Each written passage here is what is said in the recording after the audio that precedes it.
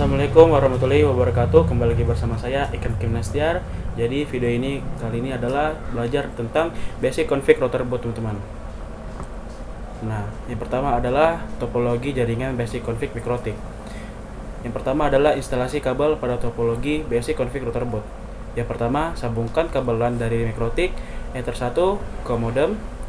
Yang kedua, sambungkan kabel LAN dari mikrotik Ether 5 ke laptop. Saatnya kita konfigurasi router boot mikrotik. Yang pertama-tama yang harus kita lakukan adalah mendownload aplikasi Winbox, teman-teman. Setelah mempunyai aplikasi Winbox, kita klik 2 kali.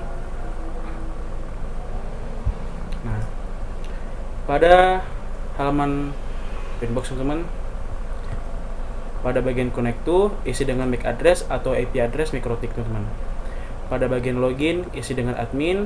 Bagian password kita kosongkan karena kita baru pertama kali mengkonfigurasi Winbox, teman-teman. Lalu pada bagian netboard berfungsi untuk menampilkan dari router boot yang terhubung. Pada bagian MAC address berfungsi untuk menampilkan dari MAC address router boot. Pada bagian IP address berfungsi untuk menampilkan IP address router boot. Pada bagian identity berfungsi untuk menampilkan nama dari router boot. Pada bagian version berfungsi untuk menampilkan versi dari OS router boot, teman-teman. Pada bagian board adalah jenis seri dari mikrotik yang kita pakai. Bagian uptime berfungsi untuk menampilkan berapa lama router boot hidup. Setelah mengenal dari fungsi bagian sini, kita langsung connect saja. Nah, setelah masuk halaman utama Winbox, kita klik interface. Bagian interface list fungsi utama dari interface adalah untuk mengidentifikasi port mikrotik terhubung ke perangkat apa. Pada interface yang dilakukan adalah hanya memberi nama dari interface dari Ether 1 dan interface Ether 4 dengan cara seperti ini. Di Ether 1 sudah running, berarti sudah terhubung. Kita klik 2 kali. Ether 1 kita ganti nama dengan public.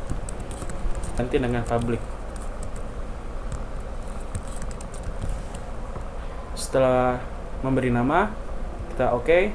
Di Ether 4 kita klik 2 kali lagi, lalu beri nama admin.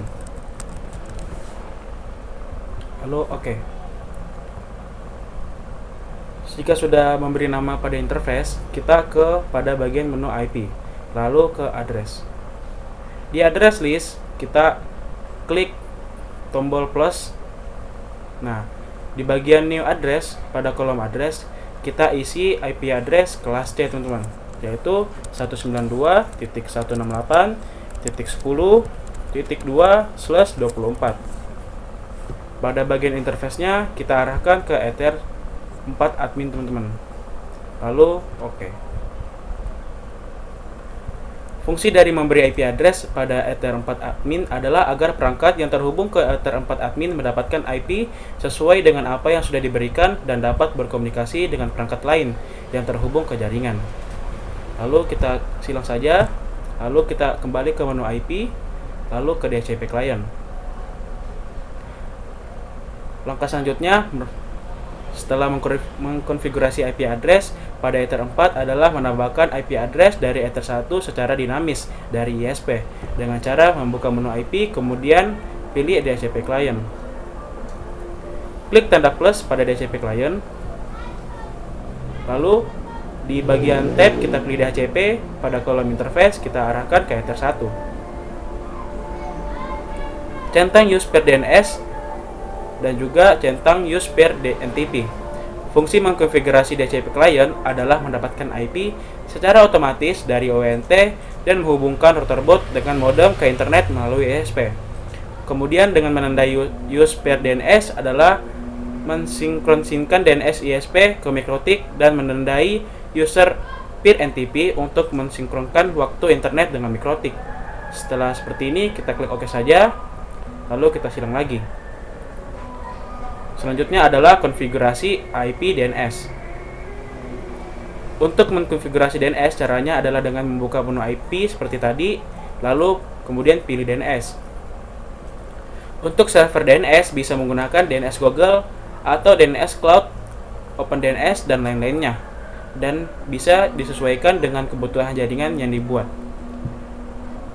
Fungsi mengkonfigurasi DNS server pada Mikrotik adalah agar klien dapat mengakses internet melalui DNS yang dipasang pada Mikrotik, dan Mikrotik melakukan request ke DNS server ISP yang digunakan untuk meresolve atau untuk menerjemahkan alamat domain menjadi IP address atau sebaliknya.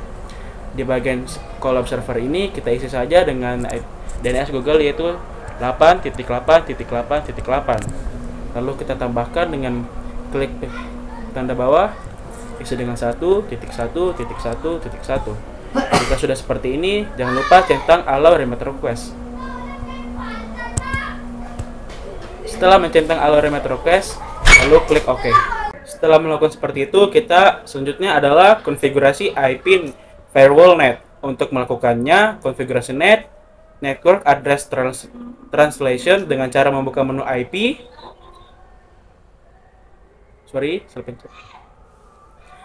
Kita buka menu IP, lalu ke firewall. Setelah masuk pada firewall, di tab kita pilih net, lalu kita pencet tombol plus teman. Setelah itu lakukan konfigurasi seperti ini. Pada di bagian tab kita masuk ke action, di action pada kolom action kita arahkan ke masquerade. Nah, fungsi dari NAT pada Mikrotik adalah sebagai translasi antara IP private dan IP public sehingga jaringan lokal bisa berkomunikasi dengan jaringan internet.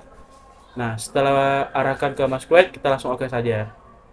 Tekan IP firewall NAT, kita kembali ke menu IP, lalu kita pilih DHCP server. Nah, setelah memasuki DHCP server, kita klik DC setup, lalu di DC server kita arahkan ke Ether 4 admin.